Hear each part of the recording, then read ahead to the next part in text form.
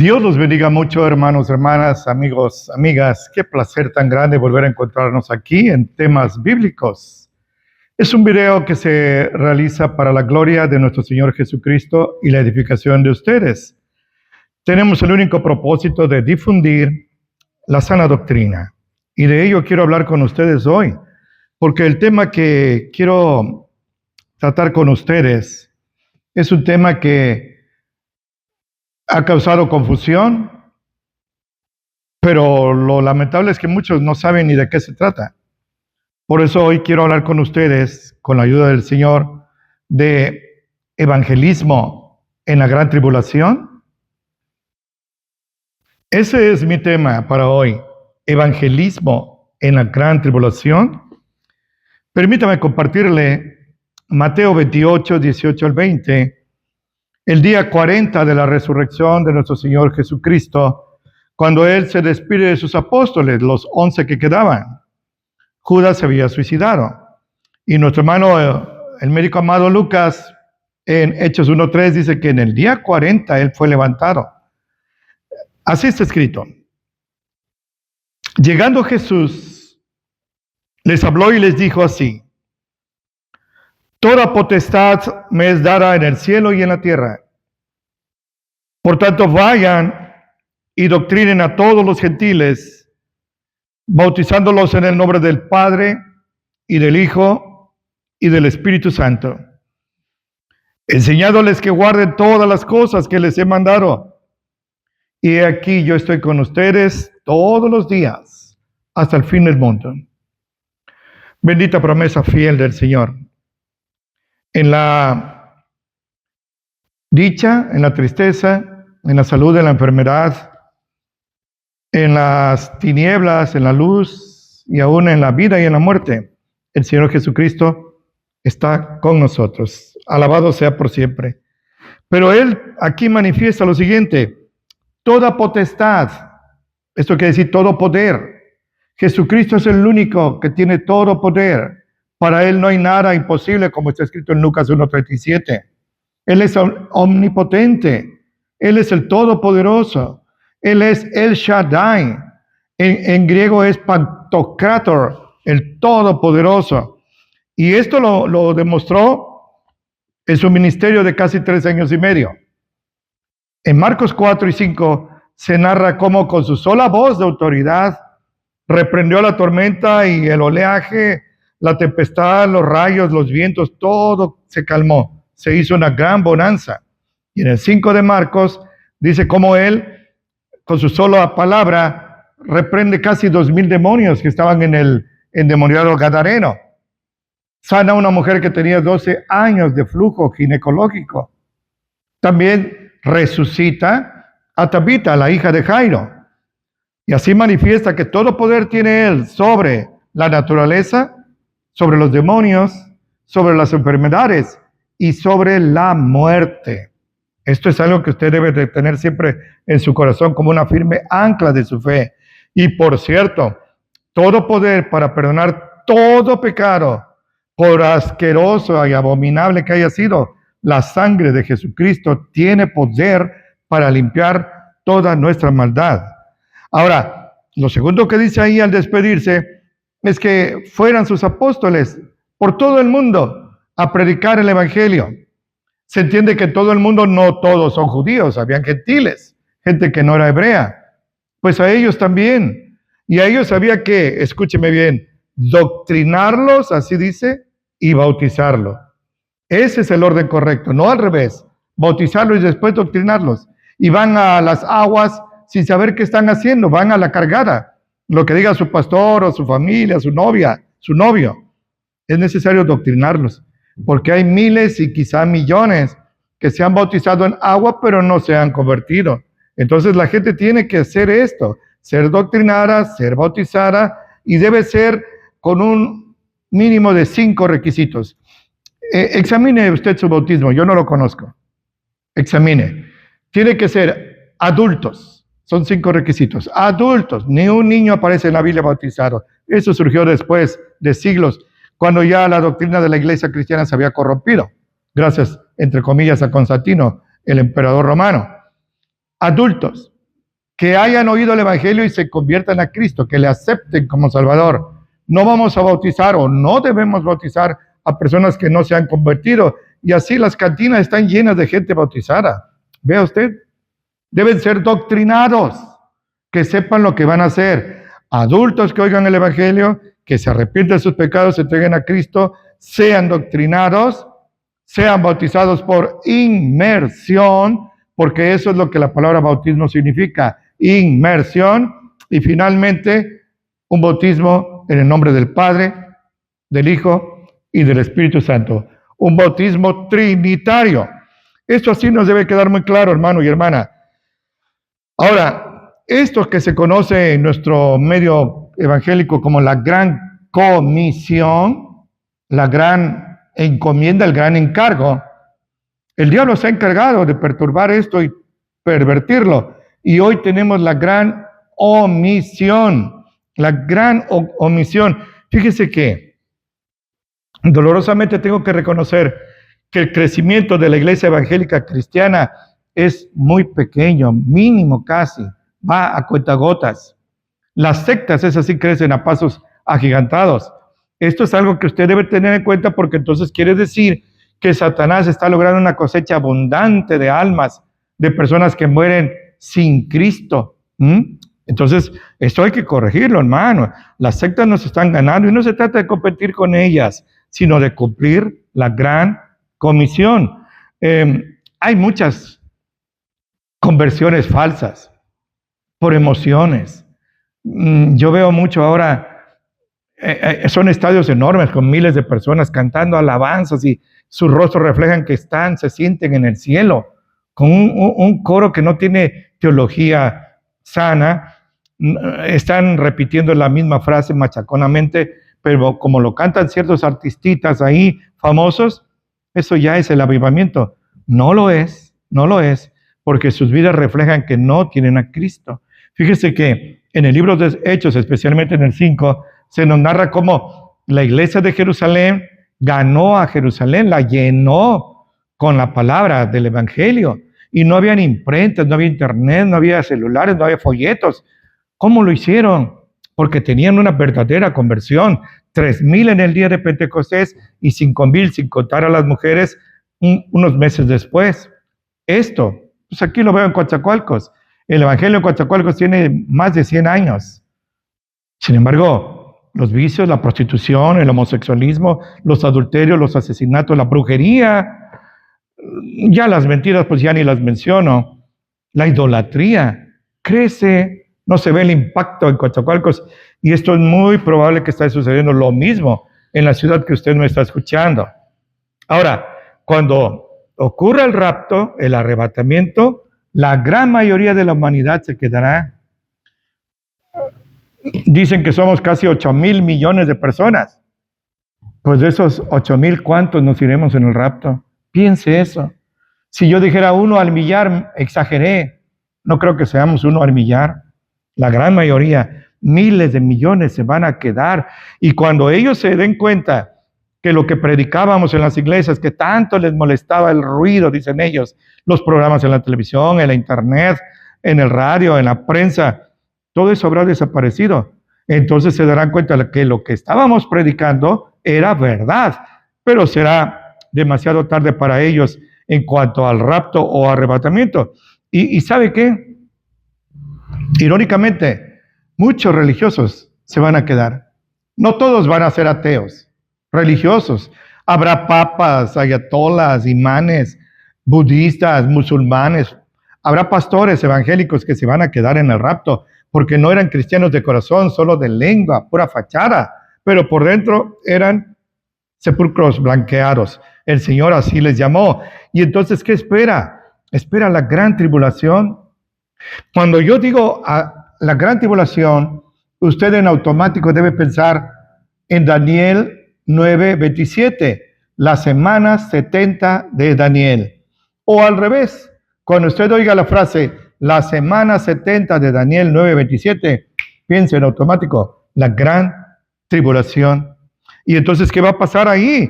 Bueno, se va a manifestar un gobernante mundial, el anticristo. que va a ejercer todo poder en todo el planeta en 3 áreas principalmente: la política, la militar y la religiosa. El Papa tiene un poder enorme en lo político y en lo religioso, pero en lo militar no. El señor Putin tiene en lo político, en lo militar, pero en lo religioso no. Y así podríamos citar varios casos. Fíjese que desde niños, desde la primaria, le hablo de 1960, 62, se nos hablaba de la ONU como la gran esperanza para la humanidad, porque por fin los gobiernos, los países se iban a unificar bajo un control humanista. Se acabaría la pobreza, se acabarían las guerras, eso surgió terminando la Segunda Guerra Mundial, se acabaría tanta criminalidad que hay, tanta contaminación, y mire usted, de 1945 a esta fecha, la situación cada vez es peor, y se dividieron, la UNESCO, la OEA, todos dependientes de la ONU, la UNESCO, la OEA, la UNICEF, y empezaron con una campaña pro aborto, fíjese, pro aborto, de paridad y de matrimonios de homosexuales. Ellos lo promueven y lo financian también. Esta ideología de género vino de ellos también. Usted puede ver por donde quiera, no nada más en los países africanos, como decíamos antes, o en la India, o en Bangladesh, hambrunas. Allá la gente muere de hambre.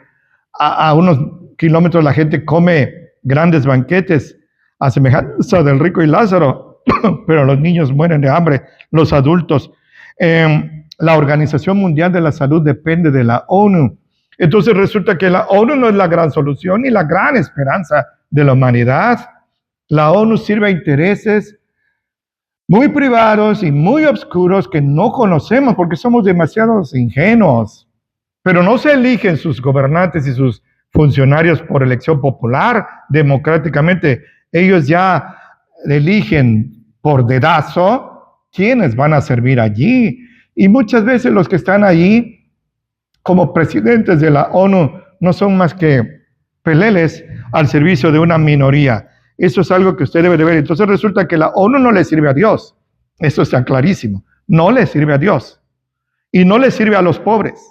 Y no le sirve a la humanidad en general.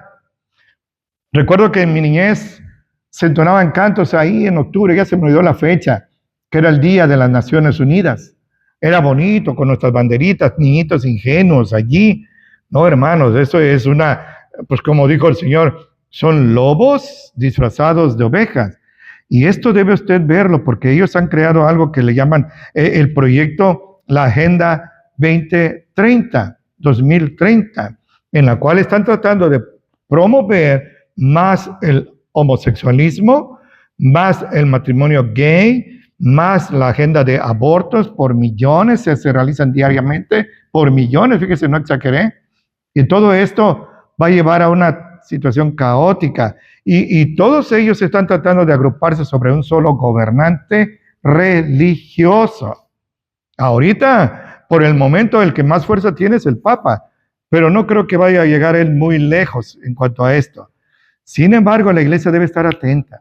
Ellos tenían la Agenda 2015, pero no les dio tiempo, entonces se regalaron 15 años extras. 2030 la situación va a ser igual de pobreza. Ahora tenemos problemas con el agua potable, a eso me refiero. Sin embargo, y este es mi tema, en la gran tribulación parece un contrasentido. En la gran tribulación va a haber una gran cosecha de cristianos, tanto judíos como gentiles, que se quedaron en el rapto y van a oír el evangelio, van a ser evangelizados en la gran tribulación. Y uno dice, ¿cómo evangelización en la gran tribulación? Sí, mi hermano, sí, mi hermana, sí, mi amigo y amiga. El Señor estableció 3 grupos de personas que van a hacer la obra evangelística en la gran tribulación, ya con el anticristo pisándole los talones, con amenazas de muerte. En Apocalipsis 7, le voy a compartir textualmente, porque la fe viene por oír la palabra de Dios. En Apocalipsis 7, nuestro hermano el apóstol Juan, preso por su fe en la isla de Patmos, dijo así, y así es escrito. Después de estas cosas, vi 4 ángeles que estaban sobre los 4 ángulos de la tierra, deteniendo los 4 vientos de la tierra para que no soplara viento sobre la tierra, ni sobre el mar, ni sobre ningún árbol. ¿Se imagina qué espantoso? Y vi otro ángel que subía del nacimiento del sol, teniendo el sello del Dios vivo, el Espíritu Santo. Y clamó con gran voz a los 4 ángeles a los cuales era dado hacer daño a la tierra y al mar, y les dijo: no hagan daño a la tierra, ni al mar, ni a los árboles, hasta que señalemos a los siervos de nuestro Dios en sus frentes. Escúcheme con su corazón, no con sus tímpanos. Oí el número de los señalados, 144,000 señalados de todas las tribus de los hijos de Israel. Y del 5 al 8 menciona 12,000 sellados o señalados de cada una de las tribus. 12,000 por 12 tribus son 144,000. 2 cosas le digo y escúcheme. Estos 144,000 sellados no son testigos de Jehová, son judíos, por sus tribus están enumerados, 12,000 de cada tribu. No son actuales en la gracia, sino futuros en la gran tribulación. Y en el capítulo 14, también de Apocalipsis, se añaden otros puntos acerca de estos señalados. Dice que tenían el nombre de su padre escrito en sus frentes. Y son personas que con mujeres no fueron contaminados porque son vírgenes, o sea que son 144,000 judíos varones, los que andan de puerta en puerta regalando ahí sus atalayas y sus mentiras satánicas. No son judíos, no tienen el sello de Dios en sus frentes, lo que predican es mentira. Esos son los que siguen al Cordero por donde quiera que va. Los testigos no siguen al Señor Jesucristo, más bien lo niegan. Estos fueron comprados de entre los hombres por primicias para Dios y para el Cordero.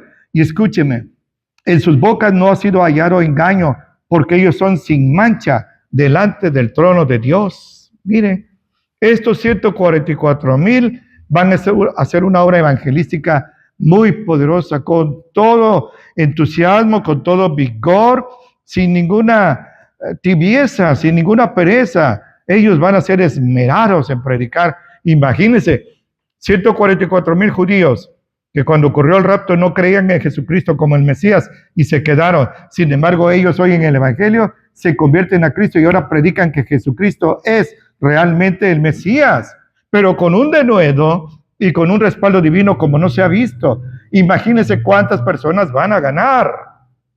Aparte de ellos, en el capítulo 11 también de Apocalipsis, aparecen 2 personajes especiales. En el capítulo 11, versículo 3, así está escrito: daré a mis 2 testigos, y ellos profetizarán por 1260 días vestidos de sacos, vestido de luto. Ellos, 1260 días, si usted hace la cuenta, son 3 años y medio, la mitad de la semana 70, porque el anticristo o bestia va a simular, va a hacerse pasar, sobre todo ante el pueblo judío, como el Mesías. Va a ser sabio, bondadoso, va a hacer cesar las hambrunas, la guerra, las pandemias, todo. Los campos van a ser fértiles como nunca, y toda la gloria se la va a llevar a él, y todos van a creer que él es el Mesías. Va a edificar el 3er templo, y entonces la gente va a creer que sí, porque como les hace un templo, pero no lo hace por agradar a Dios, sino por congraciarse, agarrar adeptos, como hacen los políticos en sus campañas, para que crean que él es el Mesías. Más a la mitad de esa semana 70 de 7 años, a los 42 meses, dice el versículo 2, y 1260 días, dice el versículo 3, a los 3 años y medio, romperá el pacto con Israel, pondrá una estatua de él mismo, surgirá un predicador que es el falso profeta. Así como Juan el Bautista apareció antes que nuestro Señor Jesucristo, estos hacen una parodia en burla, el falso profeta y la bestia. Ya pondrán una estatua en el templo y exigirán que la adoren bajo pena de muerte si se niegan. El falso profeta hará que la estatua se mueva, hable, hará descender fuego del cielo. Pero el Señor va a dar 2 testigos. Dice que esos 2 testigos, permítanme. Versículo 5. Si alguien les quiere dañar, fuego sale de la boca de ellos y devora a sus enemigos. Y si alguno les quiere hacer daño, es necesario que sea muerto. Esos tienen poder de cerrar el cielo, que no llueva en los días de su profecía. Y tienen poder sobre las aguas para convertirlas en sangre. Y para herir la tierra con toda plaga, cuantas veces quieran. Muchos se preguntan, ¿quiénes serán esos 2 testigos? Bueno, están en el futuro, en la gran tribulación, a la mitad de la semana 70 de Daniel 9:27. Pienso, sin dogmatizar, no impongo esto a nadie, pienso que serán Moisés y Elías. Usted recuerda, Moisés convirtió las aguas del río Nilo en sangre por el poder divino en la primera plaga. Y Elías hizo que cesara la lluvia por 3 años y medio. Por eso pienso que ellos son. Hizo descender fuego del cielo en el monte Carmelo y delante de 100 soldados de Joram que lo querían capturar. Versículo 7. Y cuando ellos hayan acabado su testimonio, ¿cómo su testimonio? Su evangelización. Para eso van a estar allí, para predicar la palabra. La bestia que sube del abismo hará guerra contra ellos, el anticristo. Los vencerá y los matará. El Señor va a permitir que los mate. Y no va a permitir el anticristo que los sepulten. Ahí van a ver sus cuerpos tirados en Jerusalén. Pero les va a llamar la atención que no se corrompen, no se pudren. 3 días. Pero al tercer día y medio, mientras la gente se está de fiesta dándose regalos porque mataron a quienes los atormentaban diciéndoles que se arrepintieran. Están de fiesta, se hacen regalos. El Señor les dirá así, Juan lo oyó, suban, y resucitaron y fueron levantados al cielo. Me permito un comentario. Aleluya por miles. Gloria a Dios. Ellos van a ser el segundo grupo de los que van a predicar. Pero en Apocalipsis 14, versículo 6 y 7, así está escrito. Vi otro ángel volar por en medio del cielo, que tenía el evangelio eterno para predicarlo a los que moran en la tierra y a toda nación, tribu, lengua y pueblo. Y decía en alta voz, teman a Dios, denle honra, porque la hora de su juicio ha venido. Y adoren a aquel que ha hecho el cielo y la tierra y el mar y las fuentes de las aguas. Gloria a Dios. Qué espectáculo tan impresionante, tan sublime va a ser ver que un ángel pasa por el cielo predicando el evangelio, para que nadie tenga pretexto de que no lo oyó, no supo. No, serán inexcusables. Recuerdo que en mi niñez, allá por los 60, habían avionetas, aquí bajaban en donde hoy está la ETI, en Bravo y tan sísmica, y ellas tenían unas bocinas enormes, y pasaban ahí por nuestro pueblito, gritando las ofertas de cierto negocio, la inauguración de otro, campañas políticas, y habían unos que hasta con humo formaban palabras en el cielo. Todos nosotros pues éramos aborígenes, nos impresionábamos, pero nadie puede decir, yo no oí eso, si pasaba sobre nuestras cabezas. Del mismo modo, cuando este ángel pase predicando, respaldados ya con la cosecha de los 144,000 y de los 2 testigos, la conversión a Cristo de judíos y gentiles que se quedaron en el rapto será abundante. Claro, si se compara con los miles de millones que sí aceptarán el sello de la bestia. En el capítulo 13 dice, hacía que a todos, a los pequeños y grandes, ricos y pobres, libres y esclavos, se pusiera una marca en su mano derecha o en sus frentes, y que nadie pudiera comprar ni vender, sino solo aquellos que tengan la señal o el nombre de la bestia o el número de su nombre. Aquí hay sabiduría. El que tiene entendimiento cuente el número de la bestia, porque es el número de hombre, y el número de ella es 666. 666. No en arábigo, no en código, quién sabe en qué lenguaje lo va a hacer, en sus frentes y en sus manos derechas, a los que adoren a la bestia, los que acepten el sello de la bestia. Él los va a sellar así, pero los que se nieguen a aceptarlo no es porque tienen libertad de culto y amplio criterio y se mantienen neutrales, o se adopta esta posición por Cristo o por el anticristo. No hay término medio, no hay neutralidad. Jesús dijo, el que no está conmigo está contra mí. El que conmigo no recoge, derrama. Vea eso, no podemos servir a dos señores. No hay imparcialidad. Aquí el que no acepte la señal del 666 es porque aceptó a Cristo y será perseguido a muerte y será decapitado. Esto es lo que les espera. Cuando ocurra el rapto, repito, la gran mayoría se va a quedar, pero estos van a quedar aquí vivos. En el capítulo 13, que se dedica al anticristo y a la bestia, aparece esto que le he compartido, especialmente los versículos 1, 4 al 9 y 11 al 18. Aquel que no acepte será decapitado.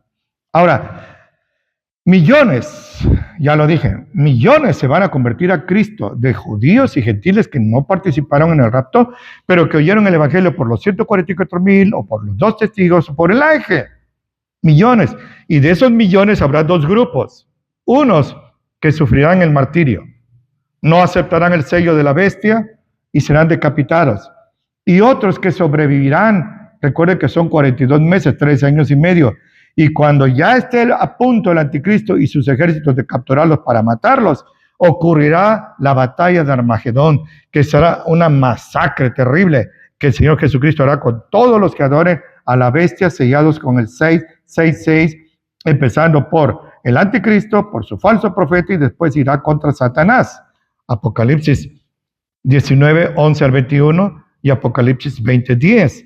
Vea usted esto. El victorioso es nuestro Señor Jesucristo. Eso no tiene vuelta. Entonces, esas personas que ya los tenían acorralados, pero ocurre Armagedón, son librados de la muerte, no aceptaron el sello del 666, y entonces los ejércitos que los tenían acorralados se congregarán en Armagedón, cerca de Jerusalén, a la batalla. No la batalla final que ocurrirá 1000 años después. Ahora, déjenme decir algo. Y se lo digo con mucha seriedad. Muchos de los que me están oyendo este mensaje, este sermón breve, muchos van a estar ahí. Lamentablemente, muchos de los que hoy me escuchan no son cristianos, y aunque vayan a las iglesias, aunque estén bautizados y sean pastores, evangelistas, misioneros, cantantes y todo eso, no irán en el rapto. Se quedarán a la gran tribulación. Y les quedan 2 expectativas: sufrir bajo el anticristo o morir por el Señor Jesucristo, negándose a adorar al anticristo. Pero le digo algo sencillo, así sencillo. Estamos en una época que se conoce como la gracia. Se inició cuando nuestro Señor Jesucristo murió en la cruz y fue resucitado. Y terminará con el rapto en cualquier instante, y pudiera ser hoy mismo, antes de que termine este video. Así, con la gracia se terminó la ley que de Moisés reinó hasta Jesucristo. Pero ocurrirá la gran tribulación, en lo cual la salvación, mire, razone usted esto. Si hoy que el Señor Jesucristo regala, déjeme decirlo así, pero a Él no le salió en regalo, dio su vida y su sangre inmaculadas. Si hoy regala la salvación y la gente lo desprecia, la gente lo sigue escupiendo y coronando de espinas, la gente sigue denigrándolo y burlándose de él. Si hoy que la salvación se regala, la gente no la quiere, pues piense cuando la salvación cueste el riesgo de perder la vida por Cristo. Sencillo, menos van a querer, o sea, van a hacer colas enormes ante las oficinas del anticristo para ser sellados en sus frentes o en sus manos derechas. Yo no quiero, pero debo terminar esperando que esto que le he compartido haya eco en su corazón, no lo deseche como Samuel cuando era niño. Dice la Escritura que no dejaba caer a tierra la palabra del Señor.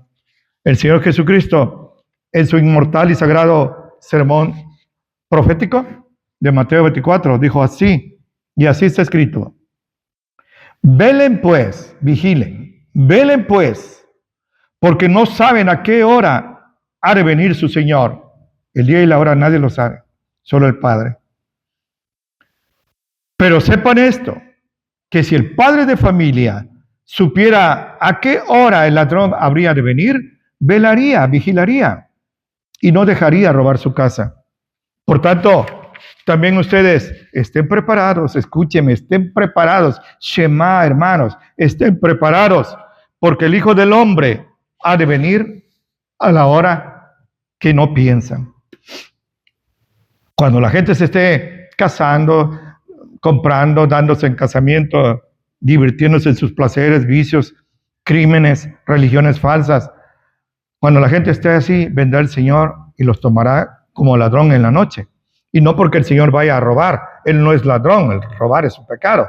Él va a venir por lo que es suyo, lo compró con su precio de sangre y de vida inmaculadas en la cruz del Calvario.